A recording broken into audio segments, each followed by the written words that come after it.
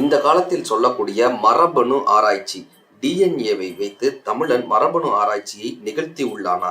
யாழி என்பது கற்பனை உருவமா அல்லது இப்படியான ஒரு மிருகம் இருந்திருக்கிறதா?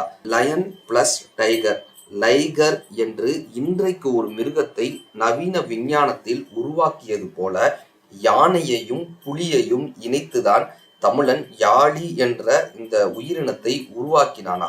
அல்லது இப்படி ஒரு உயிரினத்தை உருவாக்க முடியும் என்று நம்பி தமிழன் அதை சிற்பத்தில் வடித்துள்ளானா?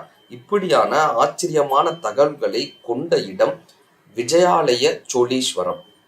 புதுக்கோட்டை மாவட்டம் நார்த்தாமலையில் அமைந்திருக்கக்கூடிய விஜயாலய சோழீஸ்வரம் மிகப்பெரிய ஆச்சரியமான தகவல்களை கொண்ட அருமையான சிற்ப வேலைப்பாடுகளை கொண்ட மிக மர்மங்களை கொண்ட கோவிலாக பார்க்கப்படுகிறது. இந்த கோவிலுக்கு வரும் வழியில் ஒரு சுனை இருக்கிறது. இந்த சுனைக்கு உள்ளே ஒரு லிங்கம் மூழ்கி உள்ளது. இந்த சுனையில் உள்ள தண்ணீரை வெளியெடுத்தால் உள்ளே இருக்கக்கூடிய லிங்கத்திற்கு இங்கு இருப்பவர்கள் பூஜை செய்கிறார்கள். ஆனால் ஒரே வாரத்தில் மீண்டும் தண்ணீர் ஊறி அந்த லிங்கம் தண்ணீருக்குள் முங்கி விடுகிறது. ஜலகண்டேஸ்வரர் என்று அந்த சுவாமியை எல்லோரும் பூஜை செய்கிறார்கள். தண்ணீரில் இருந்தே உயிர்கள் தோன்றியது என்ற காரணத்தினால் இந்த கோவிலுக்கு செல்லும் வழியில் தண்ணீருக்குள்ளிருந்து சிவபெருமான் காட்சி அளிக்கிறார் என்று இங்கிருப்பவர்கள் சொல்கிறார்கள். தண்ணீர் குடத்தில் பிறக்கிறோம், தண்ணீர் கரையில் முடிக்கிறோம் என்று வைரமுத்தையா ஒரு பாடல்ல சொல்லியிருப்பாங்க.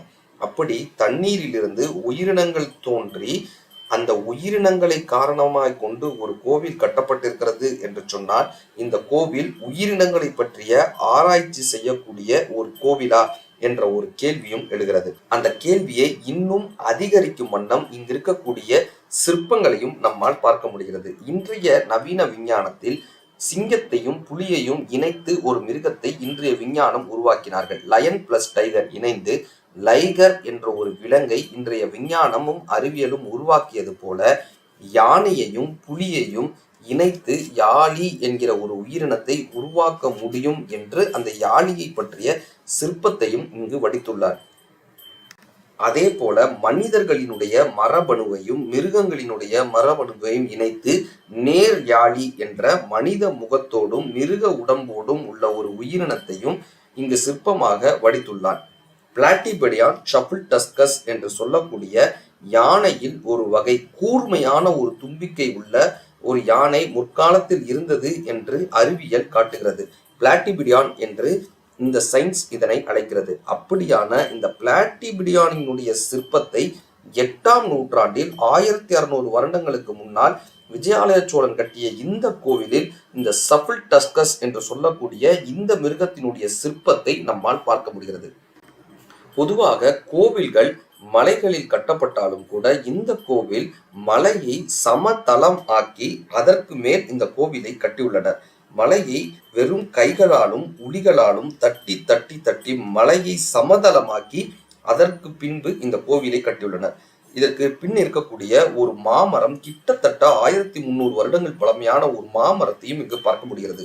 பெருமாளினுடைய திருநாமங்களான கேசவன், நாராயணா, மாதவா, கோவிந்தா, விஷ்ணு, மதுசூதனா, திருவிக்கமா, வாமனா, ஸ்ரீதரா, ரிஷிகேஷா, பத்மநாபா, தாமோதரா என்று சொல்லக்கூடிய 12 நாமங்களுக்கான திரு உருவத்தையும் இங்கு வடித்துள்ளனர்.